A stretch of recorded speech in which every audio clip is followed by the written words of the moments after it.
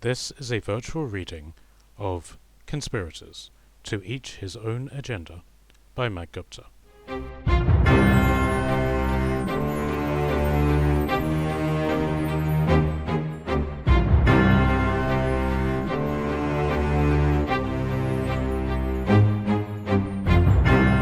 Chapter 20. The Gallery of the Athenian Tide.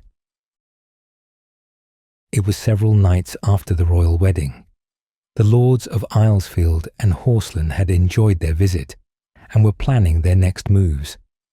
Their alliance had met in the Gallery of the Athenian Tide, a hall that honoured the righteous dead and revered heroes of seaward. The various armour and likenesses manned plinth after plinth, going as far back to the founding of the principality. The prince and Aquila were standing by the likeness of Alexis, from when he led the navy of seaward against the pirate invaders of Gladium so many years ago. His chestplate was bent inwards from the impact of several crossbow bolts. His shield hung from the mannequin's arm, the owl emblem nearly torn off by the slash marks of countless blades. In that moment he was a giant, Alistair reminisced to Aquila. My father also, Aquila sighed. He fought countless times against unbeatable odds, yet his name remains forgotten. That is a hard thing, Alistair said sympathetically. Maybe when we have time, we will honour his name also. You flatter me with your generosity, Aquila smiled weakly. But he was no knight, and I was no such man in his vengeance. But he is, Alistair emphasized the word, avenged. Aye, Aquila nodded, though at great cost. How many men did he command? An entire people, Aquila twisted his mouth around, or a simple gathering of the desperate, one of the two. He fought with his family by his side. In the command of my father, every man lost is a brother regardless of blood. In my homeland, men follow their own way of life. Like the barbarians who destroyed our land, we wander and live nomadic lives. The land is our friend and executioner both. Those are indeed hard odds, Alistair nodded in respect. You must come from well beyond the kingdom's rule, for I have not heard of such a thing. Aquila offered no response. After a few moments of palpable silence, Alistair changed the subject. He must have been a great leader. He was.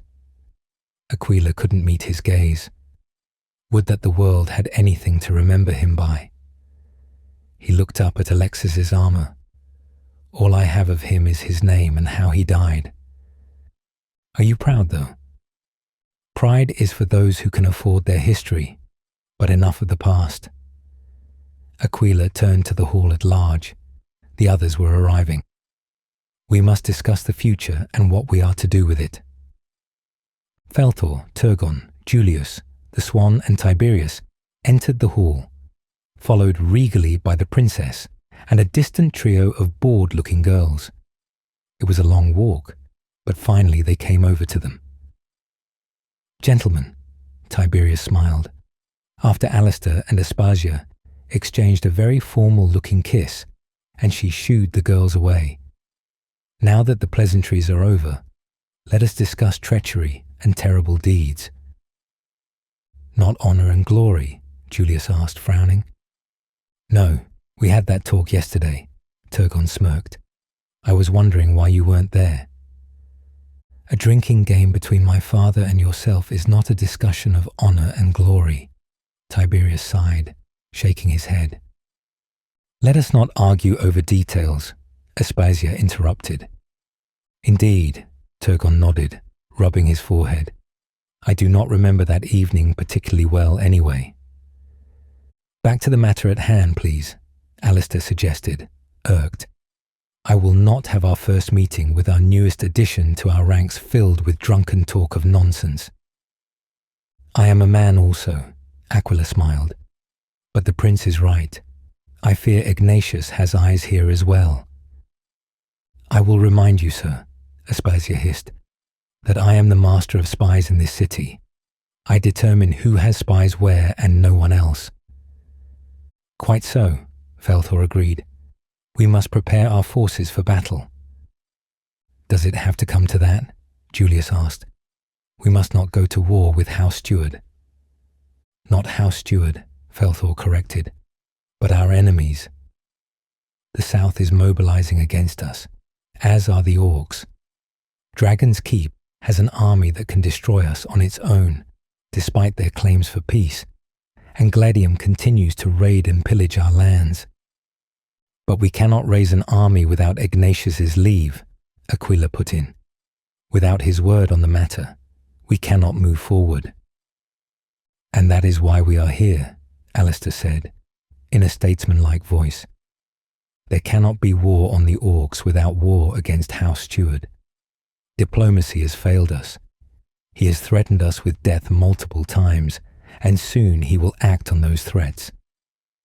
"So we gather our armies in secret then," Felthor nodded. "I have several thousand men at Islesfield. The men are mustering as we speak. The Dacian woodland can provide many more. If we were to raise a full army from the Principality, Scots and the Goths, we would have untold legions to our forces. The men who fought under my command can be recruited by Ignatius. But if I show myself to those men, then we shall see where their loyalty lies." "Assuming that all the warriors rally to us," Turgon put in, "we would have an army to rival the Exitum conquerors." Aspasia grimaced. "Dragon's Keep has 100,000 men in their capital alone, maybe another 50 in the surrounding lands." "Let us not forget the barbarians," Tiberius added. "If they united, no man knows how many they could bring.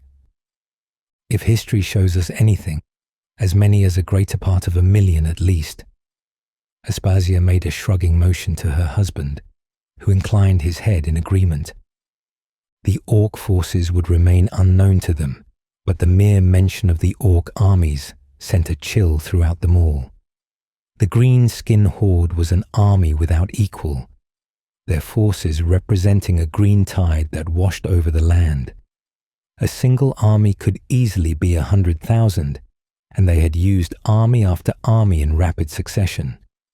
In the times of the first Exitum, the Orcs alone had brought over 100 legions to the single campaign of conquering the kingdom, with the capability to build just as many again.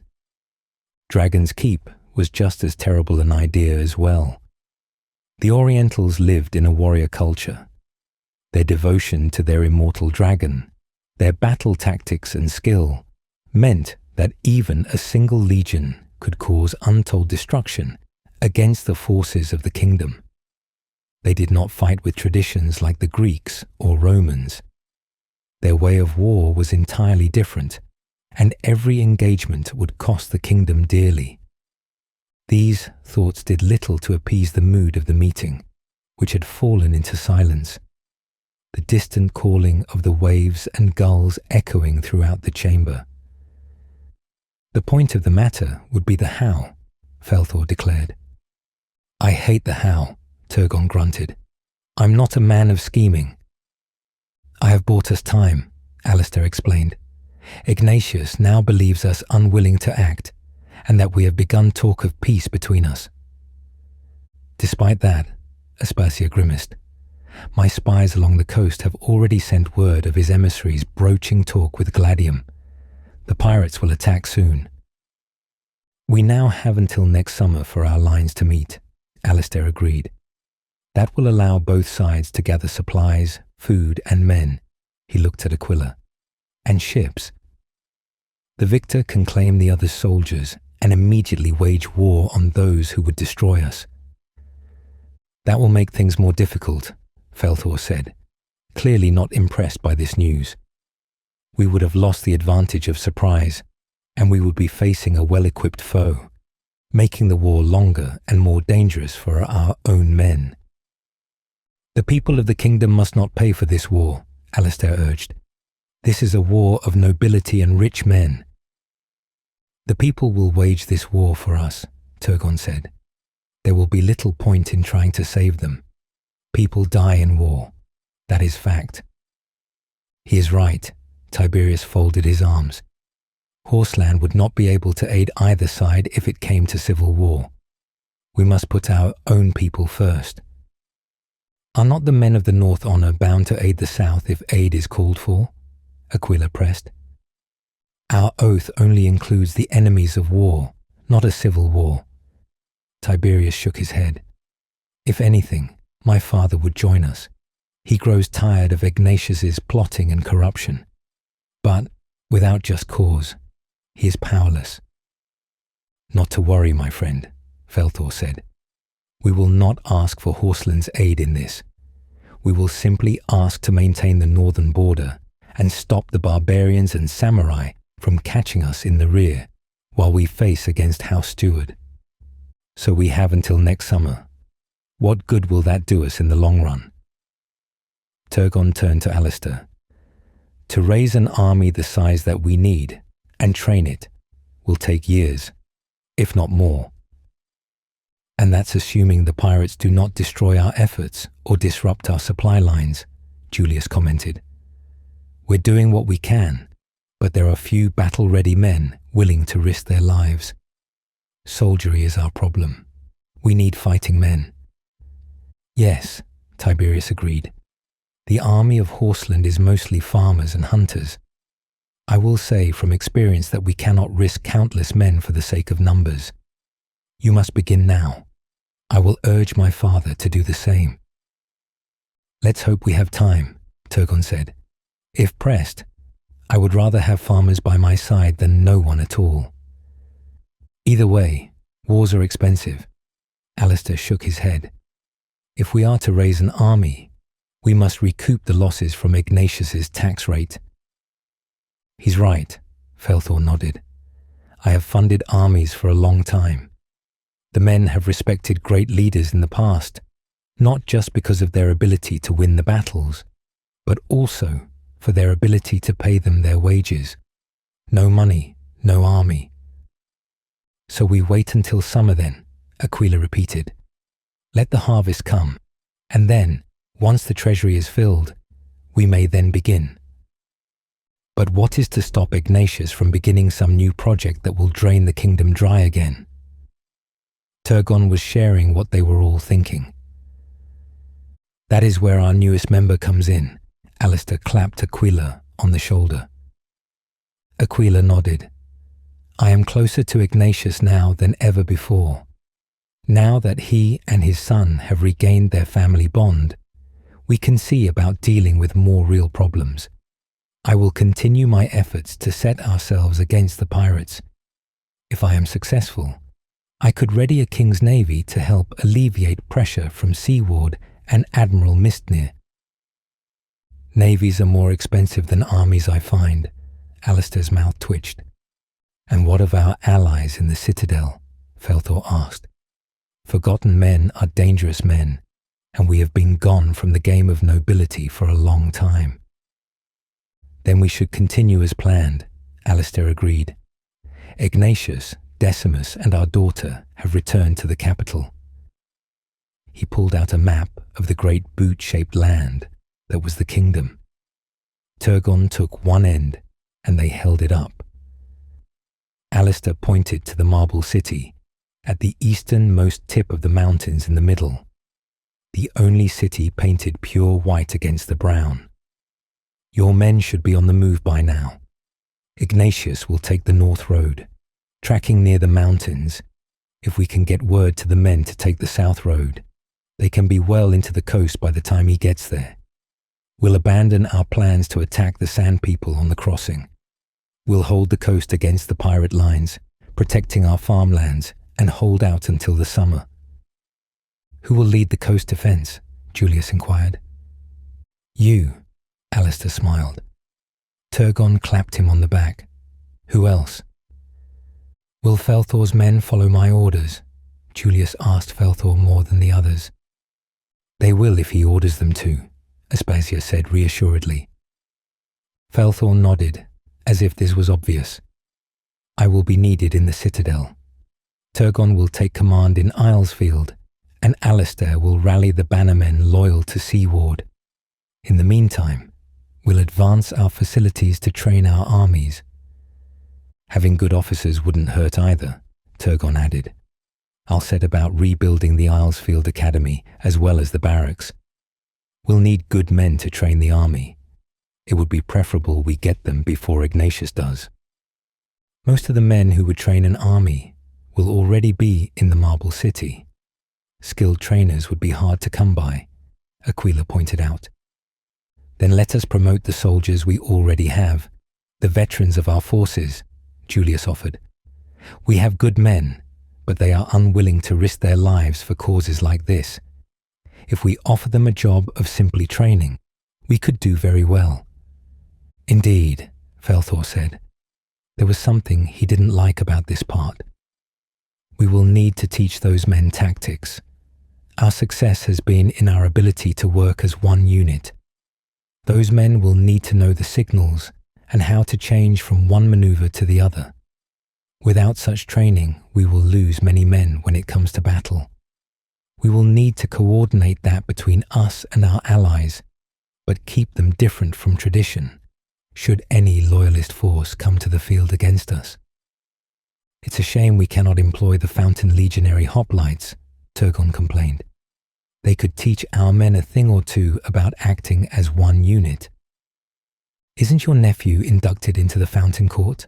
Alistair asked. Yes, Felthor affirmed. His instructor was a close friend as they had trained together in the Seaward Academy. It may be possible to work out an arrangement, particularly if we set up an academy of our own. Would Cameron be able to aid us in the Citadel Guard? Cameron, Julius asked. Is he of the family who controls the moderates? Yes, Aspasia nodded. His family is highly influential in the government and property, and has been on our side of the fence as long as it benefits them. If we offer them trade in the realm with far less tax than Ignatius, and the promise of reinforcements against the bandits, they would easily back us in the Citadel. Bear in mind, we will only be asking for their political support. That is cheaper than armies and loans, Alistair added, nodding enthusiastically. I think their support will be easily won. You should be wary of that, Aquila put in.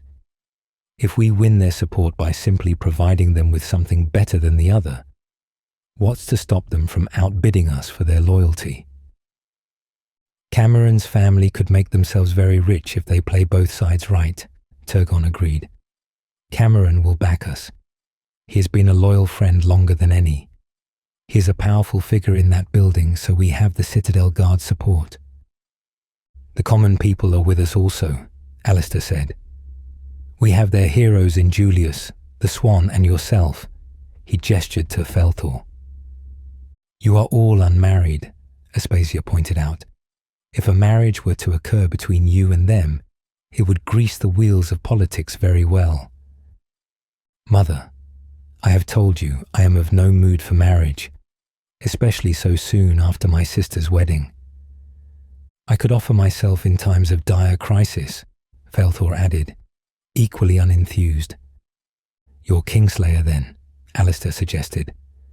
We should play on his legend, make it widely known he has killed a fleet master of Gladium. Felthor nodded. We should be careful with Gilorn. If we elevate him too far and too quickly, we may alienate him from his people. He has made it clear he does not want glory for himself. As long as his child is supported, something we have already promised him.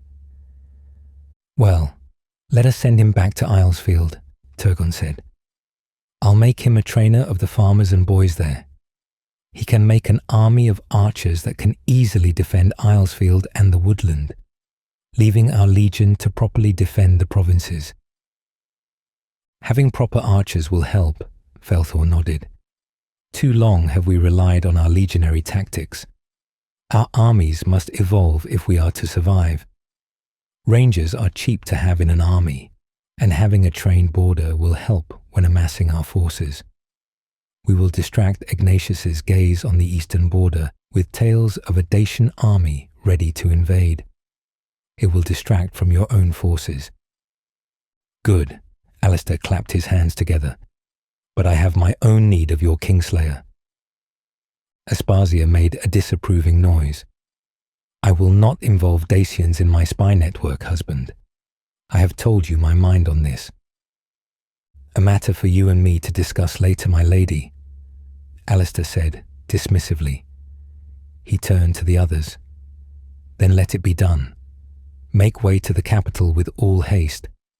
We will send riders ahead to make contact with the force on the way here. Then this is where I must leave you, my friends. Tiberius bowed solemnly to Alistair. I will need to take the road with my father, and we leave on the next moon. Then may the ancestors be with you, my prince. Felthor embraced Tiberius. I wish you a safe road. You also, my friend, Tiberius saluted. I wish you luck and a strong steed.